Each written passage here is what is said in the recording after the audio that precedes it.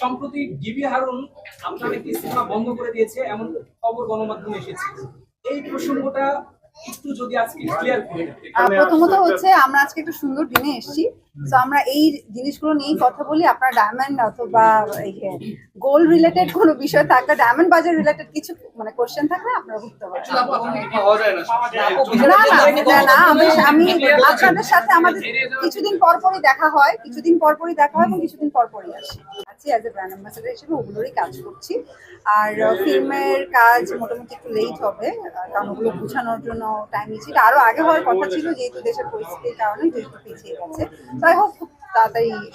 আপু, আপনার সাথে শাকিব খানের সাথে একটা সময় খুব জনপ্রিয় জুটি ছিল, কিন্তু কোনো একটা কারণে পরবর্তীতে সেই জুটিটা আর সামনে আগায়নি। আপনি হারলানের সাথে যুক্ত আছেন, ভবিষ্যতে দর্শকরা শাকিব এবং মিম জুটি আবারও দেখতে পাবে কিনা?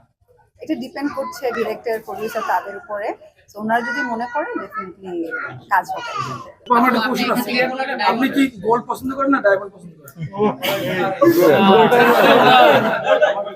আমি দুটোই পছন্দ করি। আমার মা যেমন গোল্ড পছন্দ করে অনেক, আমার মার কাছে যেমন অলওয়েজ মনে হয় গোল্ড কিনলে ওটা একটা টাকার মতো বিষয় থাকে, আর আমি ডায়মন্ড পছন্দ করি। দেখা যায় আমি ডায়মন্ড কিনতে চাই বেশি। আর আর দুটোই আছে, ডায়মন্ড গোল্ড দুটোই আপনি পছন্দ করতে করেন, আপনি দুটোই আপনার জন্য দুটোই আছে। ওকে, এখানে যেটা দুটোই আছে, লাইক এটা আমার মার জন্য পছন্দ হবে, এটা আমার জন্য আমি ডায়মন্ড পছন্দ করি, আমার মা গোল্ড পছন্দ করে। বিমাপু, সোনার দাম বাড়ছে, এতটা বাড়ার কিভাবে দেখছেন? পাত্ররা তো হিমশিম খেয়ে যাচ্ছে। ভাগ্য ভালো, আবার বিয়ে হয়ে গেছে, আর এখন তো দিচ্ছি না। আবার যখন কমবে তখন নতুন বাংলাদেশের প্রত্যাশা কি? এই যে আমরা এই স্বাধীনভাবে, আপনারা আছেন স্বাধীনভাবে, আমরা এখন সবকিছু কাজ করছি, তো এইটাই। ওকে,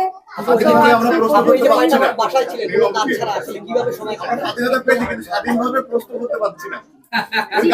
না ভাইয়া, প্রথমত হচ্ছে আমরা যখন একটা ওপেনিং এ আসি, তো সবসময় উচিত ওই রিলেটেডই কথা বলা। হ্যাঁ, তো আমরা না এটা ডেফিনেটলি ওইটা উচিত। আমি আমারও আসতে ভাইয়া, আমি টাইমলি, আপনারা জানেন আমি অলওয়েজ টাইমলি আসি। তো রাস্তায় প্রচুর জ্যাম ছিল না, এখানে আমি বসেছিলাম 1 ঘন্টার মতো এই পুরো রাস্তার মধ্যে।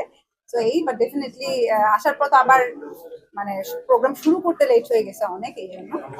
আমার একটা কোশ্চেন ছিল, আপনি তো ওই যাবত অনেকগুলো শোরুম উদ্বোধন করেছেন বিভিন্ন ধরনের কোয়ালিটি, তো এটার মধ্যে এমন কি বিশেষ তথ্য আছে যেটা আপনাকে অনুপ্রাণিত করেছে? এই যে আপনাদের ওনার যে মাহফুজ ভাই, ওনার সাথে অ্যাকচুয়ালি কথা বলেই আমার ভালো লাগছে, এবং সে ওনার পেজটা আমাকে দেয়, আমি পেজটা দেখি। তো ডিটেইলসটা যখন দেখি, ডায়মন্ড বাজার যে অফিসিয়াল যে পেজটা ছিল, তো ওইটা দেখার পর আমার কাছে ওকে ফাইন করা যায়। আমি ডেফিনেটলি মানুষের সাথে কথা বলবো। আমি এখানে যতটুকু এসে জানলাম সবাই ভাইয়ার প্রশংসা করতেছে, আপনার কাছে সে কতটুকু ভালো?